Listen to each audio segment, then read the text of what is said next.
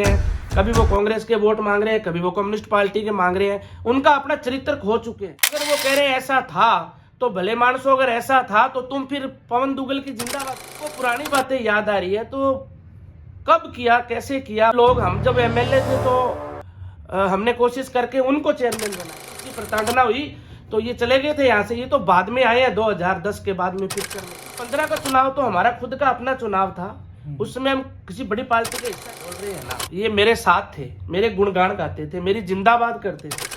मुझे 65,000 वोट दे के मेरी धर्मपत्नी को जनता ने प्रधान कैसे बनाया? नहीं, बात रोब तो कोई मुद्दे पे होती है। कोई मुद्दे पार्टियां जो है वो कांग्रेस का एक हिस्सा बन चुकी है, इसलिए उसे छोड़ना ही हमारे लिए मुद्दे बना के दिए। तो भाई बहुत बहुत शुक्रिया। फिलहाल इसका इंतकाल मेरी मैडम के नाम है, रानी दुग्गल के नाम है। चुनाव आएंगे, हम आमने सामने भी लड़ेंगे, फिर देख लेंगे कौन सच है और कौन झूठ है। दूध का दूध और पानी का पानी बनता है। ऐसे तो है नहीं कोई भीख मांग के घर पैदा हुआ भाई। जैसे उनके कर्म है वैसे वो भुगत रहे हैं भाई। वो मेरे साथ ही तो थे, फिर मैं 2 बार प्रधान और एमएलए।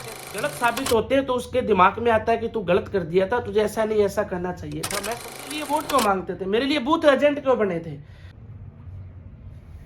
नमस्कार, आप देख रहे हैं ब्रेकिंग शॉर्ट्स हिंदुस्तान और मैं हूं आपके साथ विकास पारिक। एक खास मुलाकात खास शख्सियत के साथ।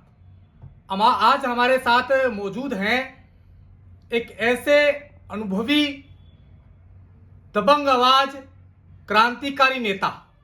2004 का आंदोलन, एक युवा जो अपनी भाषण के माध्यम से लाखों की भीड़, सरकार ने जिसको मोस्ट वांटेड घोषित किया और 2008 के चुनावों में जनता ने जिनको बना दिया क्षेत्र का सिरमौर। हमारे साथ मौजूद हैं पूर्व विधायक पवन जी दुग्गल। दुग्गल साहब, बहुत बहुत स्वागत आपका। धन्यवाद साहब, बहुत बहुत आपके सभी दर्शकों का भी। दुग्गल साहब, प्राइवेट टीचर और अचानक राजनीति, ये सफर की शुरुआत कैसे हुई? देखिए, आप सब भी जानते हैं, पूरे इलाके के लोग जानते हैं कि 2004 के किसान आंदोलन के बाद उस आंदोलन के अंदर एक जरूरत के अनुसार, वक्त की मांग के अनुसार हमने हिस्सा लिया और उसी आंदोलन से निकल के और राजस्थान की राजनीति के अंदर हमें आने का मौका मिला। बिल्कुल, माकपा छोड़कर आप भाजपा में शामिल हुए हैं। माकपा छोड़ने का क्या कारण रहा है, क्यों छोड़ी गई? देखिए, ये बहुत पुरानी बात हो चुकी है। माकपा छोड़े हुए मुझे 2 साल से ज्यादा समय हो गया है, इसलिए मेरे हिसाब से ये जो सब्जेक्ट है ये पुराना हो चुका है। उनके बारे में बार बार जानना, मैंने हर प्लेटफॉर्म पे हर वक्त इसका सही समय पे सही जवाब दे दिया था। लेकिन सही समय पर सही जवाब नहीं मिला, कारण तो कोई ना कोई होगा, तभी आप माकपा छोड़कर भाजपा में आए हो। देखिए, आज आप देख रहे हो, पिछले लोकसभा चुनाव के अंदर माकपा और कांग्रेस का गठबंधन हो गया था और पहले भी माकपा पूरी तरह जो स्वतंत्र पूर्वक होकर लड़ने की बजाय कांग्रेस के अलायंस के रूप में लड़ रही थी, जो हमें कतई पसंद नहीं था। क्योंकि देश की आज़ादी के बाद में विपक्ष के रूप में उस समय लेफ्ट पार्टियां थी और कांग्रेस के खिलाफ लड़ती थी। और वर्तमान परिदृश्य के अंदर पिछले कुछ 2-3 दशकों से ऐसा लगा कि ये कांग्रेस के अंदर एक विलय होने की स्थिति के अंदर आ चुकी है। आप देख रहे हो, वर्तमान के अंदर पूरी तरह कम्युनिस्ट पार्टियां जो है वो कांग्रेस का एक हिस्सा बन चुकी है, इसलिए उसे छोड़ना ही हमारे लिए मुनासिब था। जिस प्रकार आप भाजपा में आए हैं माकपा छोड़कर, इन दिनों एक चर्चा है कि जैसे ही माकपा छोड़ी, भाजपा में आए, तो इन दिनों राजनीति में पवन जी दुग्गल जो है वो नजर नहीं आ रहे हैं। गुपचुप तरीके से रहते हैं, एकदम लुका छिपी की तरह। इसको लेकर आप क्या कहेंगे? नहीं, ऐसा नहीं है। पार्टी के विभिन्न कार्यक्रमों में जो जिम्मेवारी दी गई है, जैसे आपकी जानकारी के लिए बता दूं कि विधानसभा चुनाव में मुझे राजस्थान भाजपा पार्टी ने तारानगर का प्रभारी बनाया था। मैं वहां तकरीबन 15 दिन के आसपास रहा। उसके बाद में लोकसभा के अंदर भी मुझे राजस्थान भाजपा कमेटी ने चूरू के बादरा और नौर का प्रभारी लगाया था ऑन रिकॉर्ड, और मैं वहाँ तकरीबन 12-13 दिन से ज़्यादा रहा। और पिछले दिनों जो सदस्यता अभियान चला है भारतीय जनता पार्टी का चल रहा है, उसी में मुझे बीकानेर संभाग का प्रभारी बनाया हुआ है और मैंने गंगानगर, हनुमानगढ़, बीकानेर और चूरू में पार्टी द्वारा दिए हुए दायित्वों को भली भांति निभाया है। आपके प्रतिद्वंदियों का कहना है कि जो माकपा के अंदर रोब था ना, वो भाजपा में उस चेहरे पे नजर नहीं आ रहा। नहीं, बात रोब तो कोई मुद्दे पे होती है, कोई मुद्दे आएंगे, मुद्दे की बात होगी तो फिर रुतबा भी दिखता है। मगर सरकार चल रही है, सरकार नियमित रूप से अपना काम कर रही है। अगर जहाँ कोई जरूरत होगी जनता के काम की, वहाँ काम करेंगे और काम कर रहे हैं। तो मुझे नहीं लगता कि इस प्रकार का कोई टिक्का टिप्पणी शुरू हुई है, क्योंकि मार्क्सवादी कम्युनिस्ट पार्टी में थे तो उस समय के अंदर पूरी तरह अपोजिशन में थे, काम करने का तरीका था, अलग तरीका था। अब सत्ता में है तो अब तरीका बदला जाएगा, निश्चित रूप से बदला हुआ है। आपके प्रतिद्वंदी जो नेता हैं उनका कहना है कि 2008 में जो किसानों ने एक नेता को चुना, पवन दुग्गल किसानों ने बनाया, लेकिन 2008 के चुनाव जीतने के बाद वो किसानों को भूल गए। नेताजी कहते हैं कि हम फोन कॉल करते हैं तो हमारी जो बातचीत है वो सही तरीके से स्पष्टपूर्ण सुनते नहीं है। तो अगर ऐसा होता तो फिर 2015 में मुझे 65,000 वोट दे के मेरी धर्मपत्नी को जनता ने प्रधान कैसे बना दिया, वो भी कुलदीप इंदौरा जैसे कद्दावर नेता के सामने, उनकी पत्नी के सामने, जो तत्कालीन नगर पालिका की चेयरपर्सन थी, वर्तमान में वो सांसद है। तो उन्हीं के सामने चुनाव लड़ा, वो भी शहर के अंदर चुनाव लड़ा और तकरीबन 2700 वोटों से जीते। उस समय 17 सीटें थी, 17 में से हम 12 सीटें जीते। तो आप ये नहीं कह सकते कि 8 के बाद में ही मेरा चुनाव था। 8 का जो चुनाव था वो जनता का चुनाव था, आंदोलन था, आंदोलन की रड़क थी, कुर्बानियों का भयंकर असर था। उसी असर को 8 के चुनाव में देखा। लेकिन 15 का चुनाव तो हमारा खुद का अपना चुनाव था। उस समय हम किसी बड़ी पार्टी का हिस्सा नहीं थे। हमारे नाम, हमारे संघर्ष, हमारे काम के ऊपर चुनाव हुआ और रिजल्ट ये निकला कि एक तरफा हमारी भयंकर जीत हुई थी और 5 साल हमने भली भांति सत्ता के रूप में इस इलाके की 5 साल सेवा की है। तो आप ये नहीं कह सकते कि भूल गए, बोलते तो जनता मेरे बाद में मेरी पत्नी को प्रधान नहीं बनाती। कह रहे हैं कि आपके जो कृषि उपज मंडी के पूर्व जो चेयरमैन है सत्यप्रकाश सियाग, उनका बेबाक तरीके से कहना है कि हमने हैंड फ्री करके दूरभाष के माध्यम से बातचीत की पूर्व विधायक पवन दुग्गल से। दुग्गल साहब को बोला, दुग्गल साहब किसानों को पानी चाहिए, तो आपने तुरंत उनको स्पष्टपूर्ण जवाब दिया कि एक बार थोड़ा रस्सा कस्सी होने दो, आग लगने दो और उसके बाद हम बुझाने का प्रयास करें। क्या ऐसी बातचीत हुई आपकी? देखिए, ये के जिनका मैं नाम नहीं लेना चाहता, वो सब के सब लोग, हम जब एमएलए थे तो हमने कोशिश करके उनको चेयरमैन बनाया था, उनको डायरेक्टर बनाया था। तो अब उनको पुरानी बातें याद आ रही है। तो कब किया, कैसे किया, मैं समझता हूं अब उनके पास आरोप लगाने के अलावा, आप ये देखिए, मुझे 2 साल हो गया कम्युनिस्ट पार्टी छोड़े हुए। 2 साल में कितने गढ़साना में आंदोलन हुए, 2 साल के अंदर कितनी गढ़साना की जनता उनके पीछे लगी है। जनता उस समय नेतृत्व के पीछे थी, हमने भली भांति नेतृत्व दिया। आज भी जरूरत है तो हम नेतृत्व देंगे, किस रूम में देंगे वो हमारा पार्टी की रीति नीति तय करेगी। परंतु अगर वो कह रहे हैं ऐसा था तो भले मानसो, अगर ऐसा था तो तुम फिर पवन दुग्गल की जिंदाबाद क्यों कर रहे थे, मेरी गाड़ी की पिछली सीट पे क्यों बैठते थे, मेरे लिए वोट क्यों मांगते थे, मेरे लिए बूथ एजेंट क्यों बने थे। तो वो देखो, पुरानी वक्त की बात है, उनके पास कुछ नहीं रहा। मुझे तो ये भी नहीं पता लगा, मैं तो स्पष्ट रूप से आज एक राष्ट्रवादी पार्टी, भारतीय जनता पार्टी का प्राथमिक सदस्य हूँ, सक्रिय कार्यकर्ता के रूप में मैंने फार्म भरा है।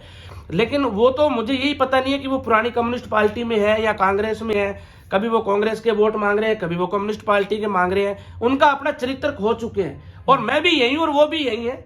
अगर वास्तव में जनता पीड़ित है तो वो आए, मैदान में जनता की लड़ाई लड़के दिखाए ना, दोबारा इतिहास बचा के दिखाए कि हम क्रांतिकारी हैं।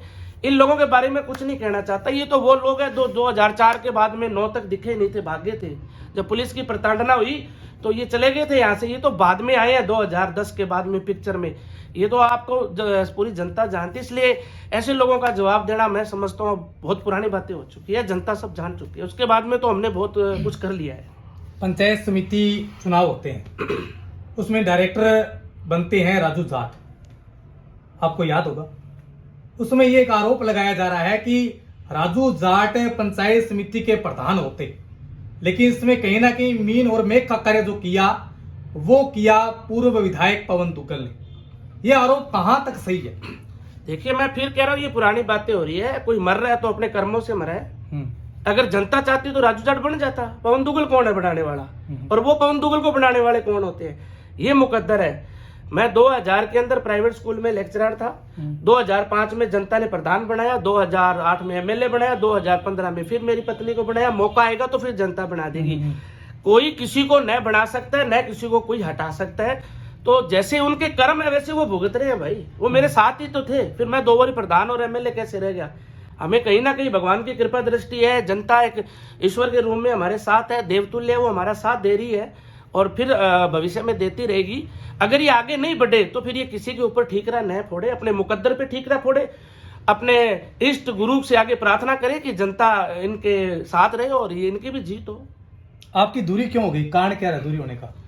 मैं फिर कह चुका हूँ, ये बहुत पुरानी बातें हो चुकी है, ये बहुत पुरानी बातें हो चुकी है। मैं नई पार्टी के अंदर नए कार्यकर्ता के रूप में काम कर रहा हूँ। मैं उन लोगों को भूल चुका हूँ, उनके कार्य, उनके जो तरीके थे, मैं उन सभी को भूल चुका हूँ। मैं मेरे तरीके से पिछले 2 साल के अंदर भारतीय जनता पार्टी का सक्रिय कार्यकर्ता के नाते कार्य कर रहा हूँ।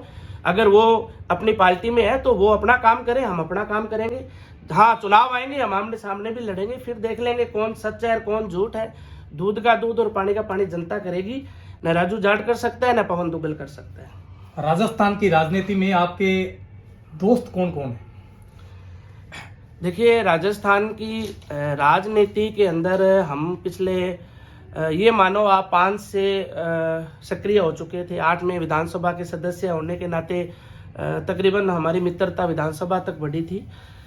निश्चित रूप से विधानसभा के अंदर बहुत से ऐसे मजबूत नेतृत्व हमें मिले थे जो पार्टी पॉलिटिक्स के हटके भी हमारी मदद करते थे।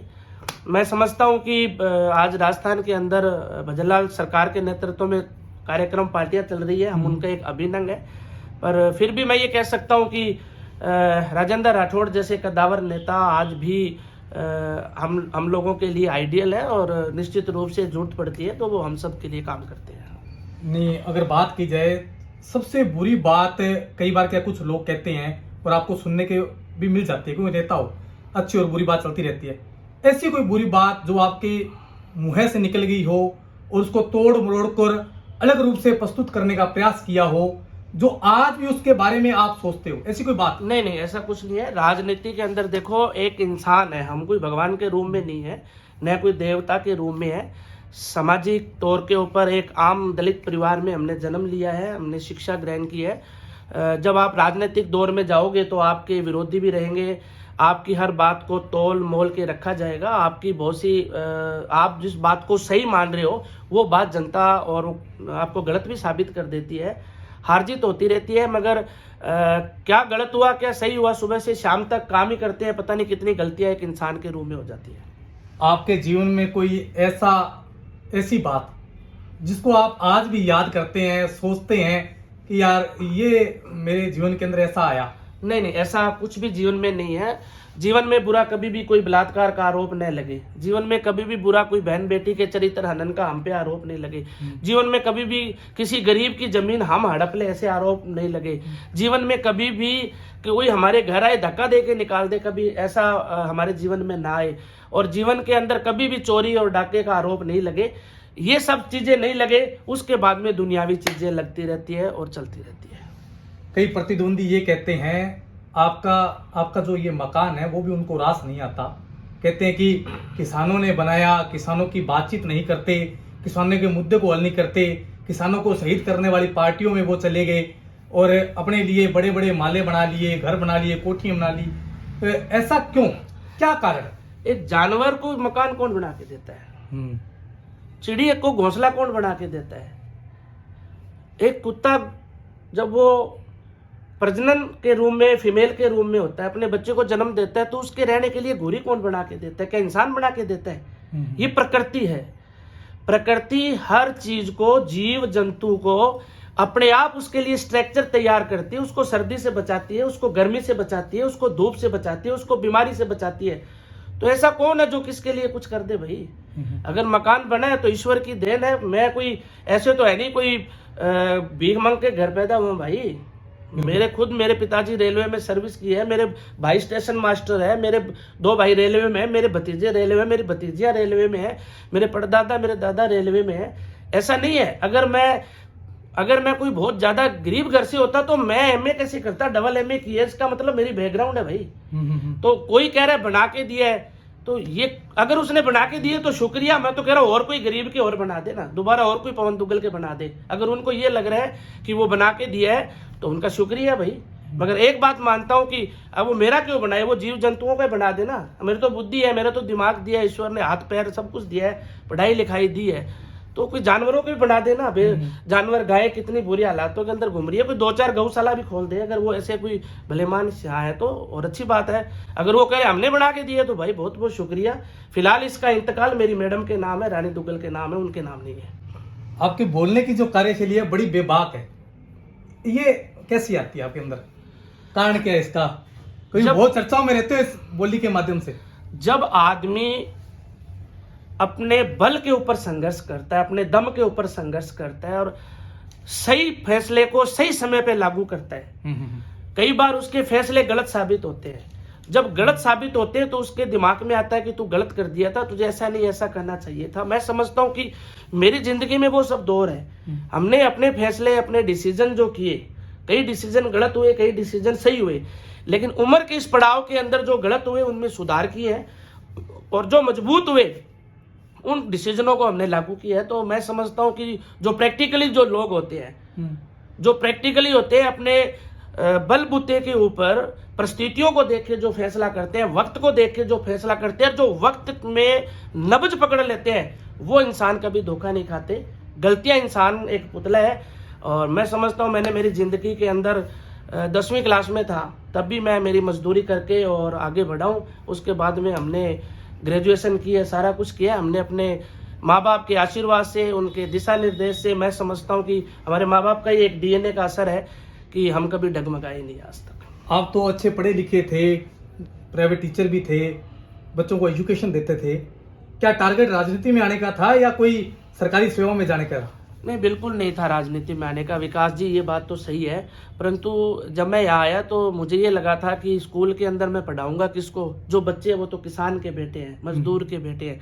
और किसान की हालात ये थी कि पूरे इलाके के अंदर हरा दरख्त नहीं था। मैं दावे से कहता हूँ इस बात को, आप 2-3 बार चलाओगे, अगर कोई मुझे ये साबित कर दे कि 2003 के अंदर गड़साना, अनूपगढ़, इस एरिया के अंदर, रावड़ा, जैसे जैसे आगे बढ़ोगे कि यहाँ हरे दरख्त थे, फल क्या नाम, जीन्स तो बहुत दूर की बात है, यहाँ सब कुछ तबाह हो गया था, इलाका बर्बाद हो गया था। तो जब बच्चे ही नहीं रहेंगे किसान के और मजदूर के तो पढ़ाएंगे किस लिए? इसलिए हमने तत्कालीन सही समय पे ठोस फैसला किया कि चाहे मरे चाहे जिए, किसान के साथ लड़ेंगे। और मैं समझता हूँ कि वो ईश्वर ने मुझे सबसे बड़ा तोहफा मेरी जिंदगी और मेरे परिवार को दिया है। कि इन दिनों राजस्थान की सरकार में आपका डंका खूब बज रहा है। राजेंद्र राठौड़, जिनको आप अपना आइडल मानते हो, वो आपके काफी करीब हैं। नगरपालिका राजस्थान की सरकार ने दे दी है। अब आगे का जो एक्शन है, आगे का जो टारगेट है, वो आपका क्या रहेगा? देखिए, सीधी सी बात है कि नगरपालिका में भारतीय जनता पार्टी का बोर्ड बनाए और जैसे ही इस प्रक्रिया को कंप्लीट कर लिया जाएगा, हम हमारे तमाम भाजपा के कार्यकर्ताओं को साथ लेके, सारी टीम के साथ लेके, जैसा अभी हाल ही में आज आप देख रहे हो राजस्थान में कितना शानदार रिजल्ट आया है। जो कुछ समय पहले विधानसभा के अंदर भारतीय जनता पार्टी ने जो सीटें हारी थी, आज वो सीट खींवसर की भी हम जीत गए, आज झुंझुनू की भी सीट हम जीत गए। तो ये सारी सीटों के ऊपर जनता का झुकाव वो लगातार भाजपा की तरफ बढ़ा है। तो गड़साना तो निश्चित रूप से गढ़ रहा है। आने वाला नगर पालिका का पहला चेयरमैन भारतीय जनता पार्टी का ही होगा, ये मैं दावे से कह सकता हूँ। आप जिस इलाके में, गड़साना इलाके में रहते हो, नगर पालिका यहाँ बना दी गई है, दर्जा दिया गया है राजस्थान की सरकार के द्वारा। खूब ढोल नगाड़े बजाए गए, लेकिन देखा जा रहा है कि भाजपा अलग अलग गुटों में बंटी हुई है। आप चलो, मैं आ रही हूं, मैं चली, मैं आ रही हूं, कुछ इस प्रकार के गुट, 3-4 गुट बने हुए हैं। तो किस प्रकार भाजपा का यहाँ बोर्ड बनेगा, ये बताइए। अब हम 3 भाई हैं और मेरे 5 बहनें हैं। तो एक मेरा भाई अबोर रह रहा है, एक मेरा भाई सादुल शहर गंगानगर रह रहा है। तो क्या हम अलग अलग रह रहे, ये गुट हो गया? मेरा ससुराल यहाँ से दूर पड़ता है तो वो गुट थोड़ी हो गया मेरा। कभी वो सुख दुख में आ पा रहे हैं, कभी वो मेरे नहीं संभाल पा रहे हैं, कभी मैं नहीं जा पा रहा हूँ राजनीतिक कारण से। ये गुट नहीं है, ये परिवार है। ये एक घर मेरा है, दूसरा घर मेरे भाई का दूसरी गली के अंदर है। तो अब आपका वो साथ ही रहे, एक ही कमरे के अंदर। लेकिन दुग्गल साहब, एक भाई दूसरे भाई का जब गला दबाने लग जाए तो उसको गुट कहेंगे या कुछ और कहेंगे? नहीं, देखो ये 2 बातें हैं। आप इसको 2 एंगल से देख रहे हो। एक तो आप ये समझ रहे हो कि वो उससे सुबह शाम मिलता क्यों नहीं है, इसके पास पहले की तरह, बचपन की तरह क्यों नहीं खेल रहा है। एक तो वो तरीका होता है। एक वो कि उसको अपनी जिम्मेवारी, मेरी अपनी जिम्मेवारी है। तो ऐसा कुछ नहीं है कि हमारी कोई गुट है, हमारी कोई लड़ाई है। अभी आप देख रहे होंगे, थोड़ी देर पहले ही हम एक शादी समारोह में गए थे, वहाँ हमारे जो लोकसभा की सांसद का चुनाव लड़ा प्रियंका भी आई हुई थी, वहीं पूर्व विधायक शिमला जी भी आई हुई थी, बावरी जी भी, मैं भी वहीं था, और कांग्रेस के विधायक भी थी वे। तो ये तो मैं कहूँगा इस इलाके का सौभाग्य है कि हम अपने प्रतिद्वंदी के साथ भी विरोधी समझते हैं, हमने प्रतिद्वंदी को हमने कभी अपना दुश्मन नहीं समझा, आज तक इतिहास है हमारा। कांग्रेस की विधायक है, कैसा रिस्पांस मिल रहा है? कांग्रेस की विधायक क्या लगातार काम कर रही है, कैसा लग रहा है आपको? देखिए, मैं यहाँ विधायक रह चुका हूँ, अलग अलग काम करने के तरीके हैं, उसके काम करने के तरीके अलग है, उसका फैसला जनता करेगी। मैं समझता हूँ जब रिजल्ट आएगा, दोबारा मैदान में जाएगी ना, तो पता लगेगा कि कांग्रेस की विधायक कैसा काम कर रही है। फिलहाल तो हमारी तरफ से शुभकामनाएं है, वो लगी रहे, लेकिन काम का रिजल्ट का आंकलन है वो नेता नहीं करेगा, वो जनता करेगी, और वक्त आएगा तो जनता का फैसला इस इलाके में माना जाएगा। दुग्गल साहब, आप राजनीति के चाणक्य माने जाते हैं, बड़ी गहराई से राजनीति की परख करते हैं, क्योंकि जो टारगेट होता है उसको आप पहले ही बता देते हैं भी इस प्रकार से होगा। तो क्या अनुमानित तौर पे कहा जाए कि मुझे तो यूं लग रहा है कि कांग्रेस इस बार नगरपालिका का जो सीट है चेयरमैन की वो हासिल करेगी, आपको कैसे लग रहा है? नहीं, मतलब भी नहीं है कांग्रेस इस इलाके में नगर पालिका किया जाए, क्योंकि मैं अगर पूर्व इतिहास भी अगर देखा जाए ना, तो गड़साना के अंदर कभी कांग्रेस जीती नहीं थी, कभी भी। बीजेपी का ये गढ़ है, ये शहरी क्षेत्र है, और शहरी क्षेत्र के अंदर तो पूरी तरह भारतीय जनता पार्टी के कार्यकर्ता एक एक बूथ के ऊपर बैठे हुए, हर गली चौराहे के ऊपर है। तो ये तो असंभव है कि कांग्रेस यहाँ अपना बोर्ड बना पाए। तो निश्चित रूप से बोर्ड भारतीय जनता पार्टी का बनेगा, इसमें कोई किंतु परंतु नहीं है, और जब बनेगा तब हम आपसे जरूर याद दिला देंगे, आपको बता देंगे कि हमने आपको इतने टाइम पहले ये बात कही हुई है, क्योंकि आपके पास रिकॉर्डिंग है हमारी। कांग्रेस की विधायक शिमला जी नायक कह रहे हैं कि मैंने विधानसभा में खूब क्वेश्चन उठाए, और जितने मैंने क्वेश्चन उठाए वो सभी मांगे जो है वो मान ली गई है। अब इस खुशी की मिठाई शिमला जी नायक को खिलाई जाए, या जो आपकी पूर्व में विधायक संतोष बावरी कहती है कि ये सब कुछ मैंने करवा दिया क्योंकि हमारी सरकार है, और भाजपा वाले बड़ी खुशी से थाल थप और नगाड़े बजा रहे हैं। अब ये खुशी जो है वो किसके पाले में जाए? देखिए, क्योंकि एक तरफ मुद्दे उठाए जाते हैं वो हल होते हैं, दूसरी आपकी पार्टी के लोग बड़े बड़े फ्लैक्स लगाते हैं, तो ये खुशी है किसकी? देखिए, अगर इलाके में फसल हो रही है तो किसी एक किसान के घर हो रही है, मगर फसल आ तो मार्केट में रही है ना, डेवलप तो हमारे देश का हो रहा है। ये सही है कि भजनलाल की सरकार है, और भजनलाल की सरकार ने ही नगर पालिका दी है, तो इसके अंदर कोई किंतु परंतु है नहीं। लेकिन विधायक अगर ये कह रही है तो हमें उसको बधाई देंगे ना, हमें कोई एलर्जी थोड़ी है एमएलए से। वो काम करे, जनता ने उसको 35,000 वोटों से जिताया है, अगर वो काम नहीं करेगी तो फिर तो बहुत बुरी बात हो जाएगी। काम करे, वो अपोजिशन में है, अपोजिशन का काम क्या है? विधानसभा से लगा के सड़क तक लड़ना। हम तो कह रहे हैं कि वो विधानसभा में क्यों, सड़क पे भी लड़े ना। अगर हमारी सरकार की कोई कमियां दिख रही है तो यहाँ लड़े, जम के लड़े, संघर्ष करे, ताकि हमारा भी ध्यान आकर्षित कर सके। लेकिन कुल मिला के ये कि अगर उनको खुशी है तो इस खुशी के अंदर हम भी शामिल हैं, हमें इस चीज की कोई एलर्जी नहीं है कि वो कह रही है मैंने क्रेडिट दिया। मैं फिर कह रहा हूँ, क्रेडिट जनता देगी, क्योंकि मैं 2 बार हम प्रधान रह चुके हैं, एमएलए रह चुके हैं। काम किया तो जीत गए, नहीं किया तो हम भी हार गए थे यहाँ से। इसलिए ये फैसला, अंतिम फैसला जनता की मोहर होगी। मगर अगर विधायक कह रही है कि उसने करवाया तो उसका बहुत बहुत धन्यवाद, अच्छी बात है उसने करवाया तो। मगर इस बात का तो ध्यान रखें कि ऊपर अशोक गहलोत जी नहीं है, ऊपर भजनलाल जी बैठे। अब तो आपकी सरकार है, केंद्र में भी है और राज्य में है, पानी के मसले को लेकर क्या कहेंगे? देखिए, पानी इस इलाके की जीवन समस्या है, और आप ये देखिए पिछले 1 दशक के बाद में पानी का ग्राफ बहुत नीचे आ रहा है। आज पानी की स्थिति है वो बहुत डाउन लेवल के ऊपर है। उसके बावजूद भी सरकार ने 5 बारी का ऐलान किया हुआ है, और मैं समझता हूँ कि हमेशा ही जब जरूरत पड़ी है तो ईश्वर ने, प्रकृति ने, इंद्र देवता ने इस इलाके की मदद की है। अगला महीना मावठ का है, तो समझ जाएंगे कि कुछ प्रकृति सहयोग करेगी, क्योंकि किसान अन्नदाता है, और अन्नदाता सीधा ईश्वर से जुड़ा हुआ है। उसकी आवाज ईश्वर भी सुनेगा और परिस्थिति भी सुनेगी, लेकिन डैम की स्थिति और बेहतर होगी तो अच्छा पानी ले लिया जाएगा। हाँ, ऐसा नहीं होगा कि पानी हो और नहीं मिले, ये बिल्कुल नहीं होगा, ये हम आपसे वादा कर सकते हैं।